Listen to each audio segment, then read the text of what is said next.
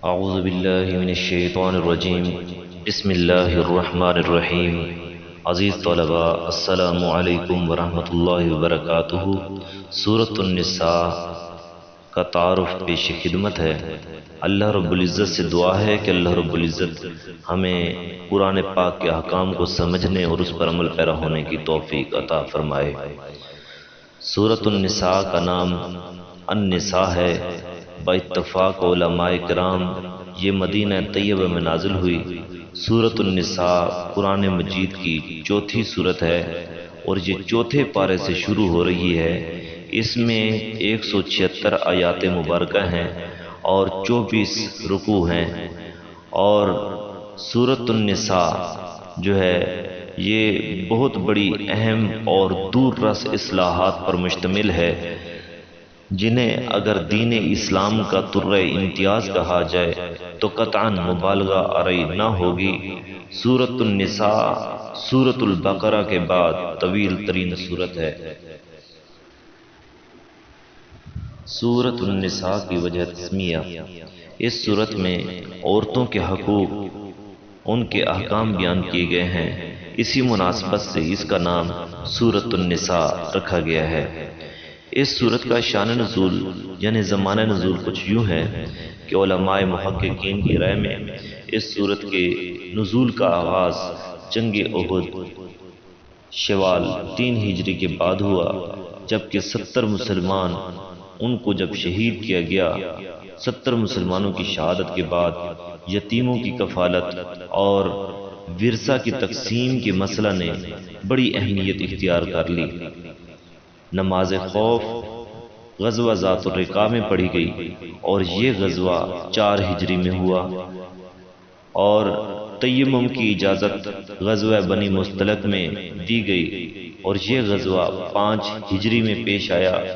ان واقعات اور سنین سے معلوم ہوتا ہے کہ اگر اس سورت کا آغاز احد کے بعد ہوا تو اس کا سلسلہ نزول 5 ہجری کے اوائل تک جاری رہا۔ لہذا مسائل کا ذکر دیکھا جائے تو سورۃ النساء میں غزوہ احد کے شہداء کی وراثت اور ان کی بیوہ عورتوں اور ان کے یتیم بچوں کی کفالت کا ذکر کیا گیا ہے۔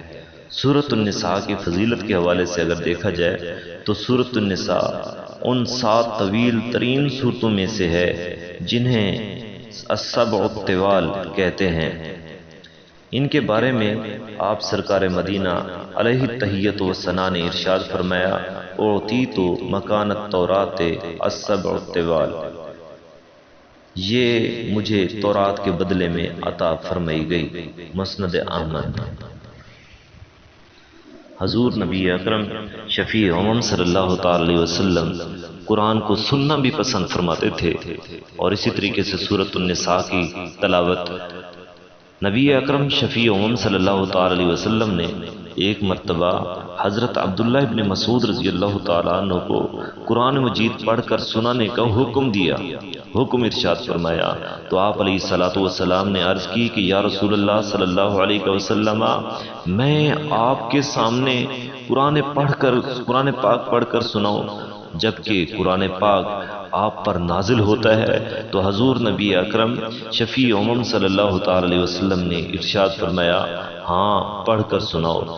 چنانچہ حضرت عبداللہ ابن مسعود رضی اللہ تعالیٰ عنہ روایت فرماتے ہیں، وہ کہتے ہیں کہ میں نے سورۃ النساء پڑھی جب میں فکیف اذا جینا من کل امت بشہید وجئنا بک علی ہؤلاء شہیدا، اس آیت مبارکہ پر پہنچا تو نبی اکرم شفیع امم صلی اللہ تعالی علیہ وسلم نے ارشاد فرمایا کہ اب بس کرو۔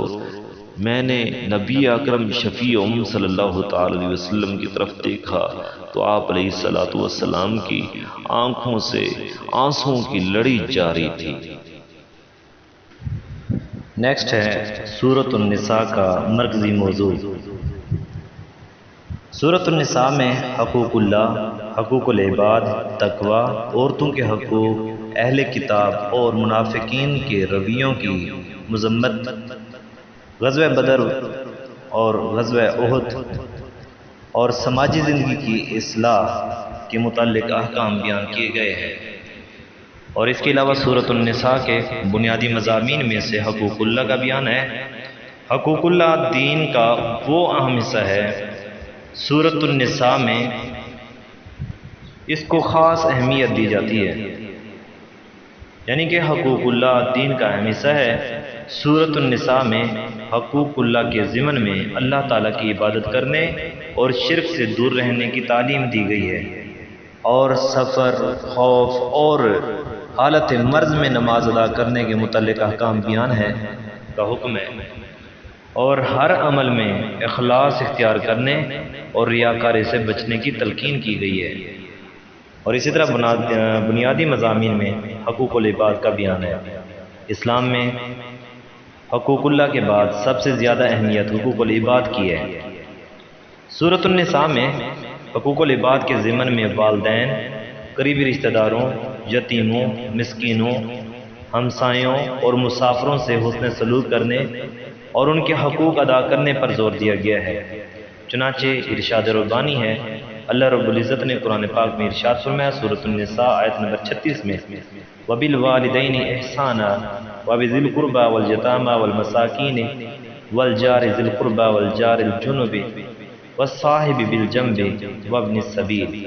ترجمہ: اور والدین کے ساتھ اچھا سلوک کرو، اور رشتہ داروں کے ساتھ، اور یتیموں اور مسکینوں اور ہمسایوں کے ساتھ، رشتہ دار پڑوسی اور اجنبی پڑوسی اور پاس بیٹھنے والے اور مسافر، تمام کے ساتھ حسن سلوک کا حکم ہے۔ اور سماجی و شرعی ضروریات کے بارے میں ہدایات۔ سورۃ النساء میں سماجی اور شرعی ضروریات کے بارے میں ہدایات دی گئی ہیں۔ نشے کی حرمت کا بیان ہے اور اس کی ممانعت کی گئی ہے۔ تیمم کا طریقہ کار بیان کیا گیا ہے۔ انسانی جان کی حفاظت سے متعلق ہدایات دی گئی ہیں۔ ہجرت اور مہاجرین کی فضیلت بیان کی گئی ہے، اور معاشرتی معاملات میں سچی گواہی دینے کا بیان موجود ہے۔ چنانچہ اللہ رب العزت نے قرآن پاک میں ارشاد فرمایا، یا ایھا الذین آمنوا کونوا قوامین بالقسط شہداء للہ۔ اے ایمان والو، انصاف قائم کرو،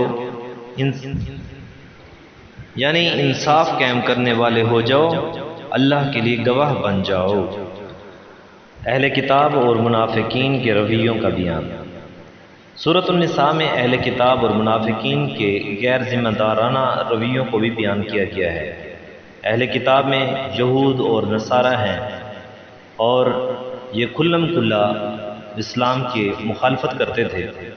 تحریف کتاب اللہ تبارک و تعالیٰ کے حکم کی نافرمانی کرنے والے اور جہاد فی سبیل اللہ سے راہ فرار اختیار کرنے، موت سے ڈرنے اور مسلمانوں کو سیدھی راہ سے ہٹانے کی مذمت کی گئی ہے، اور انہیں لعنت کا مستحق ٹھہرایا گیا ہے۔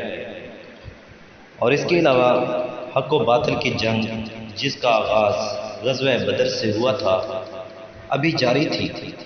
احد میں مسلمانوں کی کثیر تعداد کے شہید ہونے کے باعث منافق، یہودی اور مشرک قبائل کے حوصلے بڑھ گئے تھے۔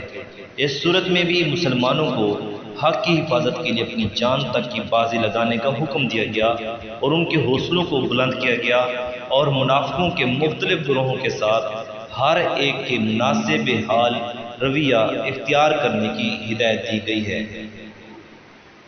عورتوں کے حقوق کا بیان۔ سورۃ النساء میں عورتوں کے حقوق ادا کرنے اور ان سے اچھا سلوک کرنے کا تفصیلی بیان ہے۔ بالخصوص نکاح کے وقت حق مہر کی ادائیگی، ازدواجی زندگی میں حسن معاشرت اور وراثت میں خواتین کے حصے کا تعین کیا گیا۔ جن عورتوں سے نکاح ہو سکتا ہے اور جن سے نہیں ہو سکتا، ان رشتوں کا بیان ہے۔ خواتین کے حقوق کے ساتھ ساتھ ان کی معاشرتی ذمہ داریاں بیان کی گئی ہیں، اور اس کے علاوہ عورتوں کے حوالے سے مزید بھی تفصیل سے بیان کیا گیا ہے کہ عرصہ دراز سے یہ صنف نازک ظلم و ستم کا شکار بنی ہوئی تھی۔ قدرت نے اگرچہ اسے مرد کی طرح ذی روح اور ذی شعور بنایا تھا، لیکن اس کے ساتھ برتاؤ مٹی کی بے جان مورتیوں کا سا کیا جاتا تھا۔ جوا میں دو پر اسے لگایا جا سکتا تھا، خامد کی لاش کے ساتھ قانوناً اسے جل کر راکھ ہونا پڑتا تھا، کہیں اسے تمام برائیوں کی جڑ اور انسان کی ساری بدبختیوں کا سرچشمہ یقین کیا جاتا تھا، اور کہیں چوٹی کے نامور فلسفی اس کے انسان ہونے کو بھی مشکوک نگاہوں سے دیکھا کرتے تھے، اور اس کو ملکیت کے حقوق ادا حاصل نہ تھے۔ اسے ازدواجی بندھنوں میں مقید کرنے سے پہلے اس سے کوئی رائے لینے کا تصور تک نہ تھا، بلکہ اس سے بھی بدتر حالات تھے جن میں اسلام سے پہلے یہ صنف نازک گرفتار تھی۔ جہاں کنبہ کے نصف افراد کی بے بسی کا یہ عالم ہو، وہاں خوشی اور مسرت کا گزر کہاں؟ قرآن نے پہلی مرتبہ اعلان کیا کہ جس طرح مرد کے حقوق عورت پر ہیں، اسی طرح عورت کے حقوق مرد پر ہیں۔ اس کی رائے ہے اور قانون اس کی رائے کا احترام کرتا ہے۔ اس کو اپنے والدین، اپنے خامند، اپنی اولاد کا وارث تسلیم کیا گیا ہے، اور اس کو ملکیت کے حقوق تفویض کیے گئے ہیں، کیونکہ مرد اور عورت کا اولین رشتہ ازدواج کا رشتہ ہے۔ اس لیے اس میں جو بے راہ رویاں پائی جاتی تھیں، ان کی اصلاح کی تعدد ازواج پر پابندیاں لگائی گئیں، اور اس کی اجازت دی تو بڑی شروط و قیود کے ساتھ مرد کو بیوی کے ساتھ حسن سلوک کا حکم دیا، اور اگر اس کی کوئی چیز پسند خاطر نہ ہو تو اس پر صبر کرنے کی ہدایت کی۔ اگر باہمی تعلقات کشیدہ ہو جائیں تو اصلاح حال کی تدبیر بتائی، لیکن عورت کو یہ تمام حقوق دینے کے بعد گھر کی سرداری اور نظم و نسق کی ذمہ داری مرد کو سونپی، کیونکہ اس کی فطری صلاحیتوں میں اس بار گراں کو اٹھا سکتی ہے، اس کی فطری صلاحیتیں اس بار گراں کو اٹھا سکتی ہیں، اور یہی حقائق کی نگہداری اور ہر بات پر میانہ روی اس بات کی دلیل ہے کہ قرآن کریم کلام الہی ہے، کیونکہ اس میں تفرید کا گزر نہیں ہے اور افراد کا بھی نشان تک نہیں ہے۔ اور اسی سورۃ النساء میں ایک اور باب باندھا گیا جو کہ وراثت کی تقسیم کے احکام کے حوالے سے ہے۔ سورۃ النساء میں وراثت کے احکام تفصیل کے ساتھ بیان ہوئے ہیں۔ اسلام میں وراثت کی تقسیم کا قانون اعتدال و توازن کا نمونہ ہے، اور اسلام یہ چاہتا ہے کہ دولت سمٹ کر چند ہاتھوں میں جمع نہ ہو جائے۔ وراثت کی تقسیم میں اسی اصول کو پیش نظر رکھا جائے۔ چنانچہ ارشاد ربانی ہے، یوصیکم اللہ فی اولادکم للذکر مثل حظ الانثیین۔ ترجمہ: اللہ رب العزت تمہیں تمہاری اولاد کی وراثت کے بارے میں وصیت فرماتا ہے کہ بیٹے کے لیے 2 بیٹیوں کے برابر حصہ ہے۔ اور اس کے علاوہ دیکھا جائے تو بڑا سنہری اصول ہے کہ وہ چیز جو کہ گھر کے ماحول کو خوشگوار رکھنے کے لیے بڑی اہمیت رکھتی ہے، وہ مالی حقوق کی منصفانہ تقسیم ہے۔ اس میں معمولی سی کوتاہی بھائی کو بھائی سے جدا کر دیتی ہے، اس لیے تقسیم میراث کا مفصل قانون نازل فرمایا، اور اسلام کے نظام میراث کی جو امتیازی خصوصیات ہیں ان کا جائزہ تو اپنے اپنے مقام پر، لیکن ایک بے مثل تبدیلی یہ کہ عورت، ماں، بیٹی، بیوی کو بھی مرد کی طرح وارث قرار دیا گیا۔ اور اس کے علاوہ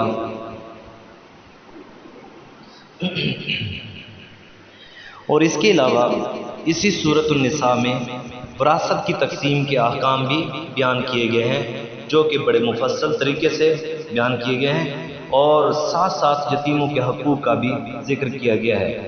اب جس گھر میں یتیم بچوں پر زیادتیاں کی جائیں اور ان کے سرپرست ان کی دولت کو خرد برد کرنے کے لیے سازش و فریب کے جال بنتے رہیں، اس گھر کی فضا کبھی صحت مند نہیں ہو سکتی، اور اس خاندان کے افراد کبھی سچی مسرت کی لذتوں سے آشنا نہیں ہو سکتے۔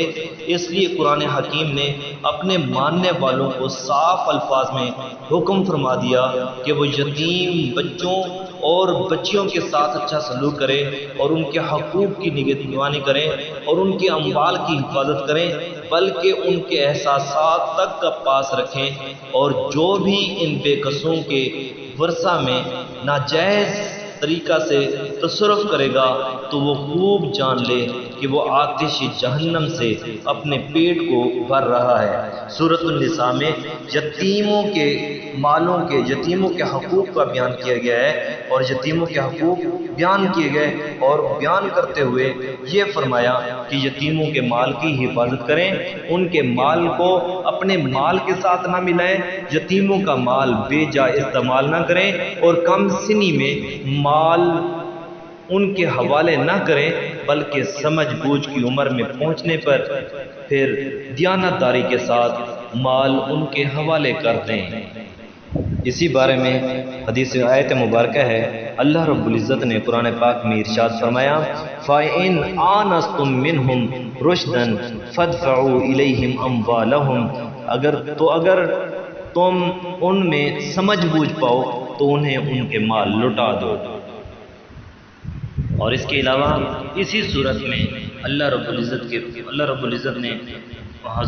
العزت نے اطاعت رسول یعنی کہ حضور علیہ الصلوۃ والسلام کی اطاعت کے بارے میں بھی بڑا برانگیختہ کیا، ابھارا اور کہا کہ حضور علیہ الصلوۃ والسلام کی اطاعت بھی لازمی ہے۔ حضور علیہ الصلوۃ والسلام کا فرمان علی شان بھی ہے، فرمایا کہ لا یؤمن احدکم حتی اکون احب الیہ من والدہ وولدہ والناس اجمعین۔ اور اس صورت کے اندر اس صورت میں اللہ رب العزت نے اپنے حبیب اکرم رسول معظم شفیع امم صلی اللہ تعالی علیہ وسلم کی غیر مشروط اطاعت کا حکم دیا ہے، اور فلا وربک، اے محبوب تیرے رب کی قسم کے پرجلال الفاظ سے قسم اٹھا کر بتایا کہ کوئی شخص مسلمان نہیں ہو سکتا جب تک وہ میرے رسول کے ہر فیصلے کو، خواہ وہ فیصلہ اس کے خلاف بھی ہو، تو دل و جان سے بخوشی قبول نہ کرتے۔ یعنی کہ آخر میں اطاعت رسول کا ذکر ہے، یہاں تک کہ ہمارا آج کا یعنی سورۃ النساء کا تعارف مکمل ہوا۔ اللہ رب العزت سے دعا ہے کہ اللہ رب العزت ہمیں دین متین سمجھنے اور اس پر عمل پیرا ہونے کی توفیق عطا فرمائے۔ وما علی الا البلاغ المبین۔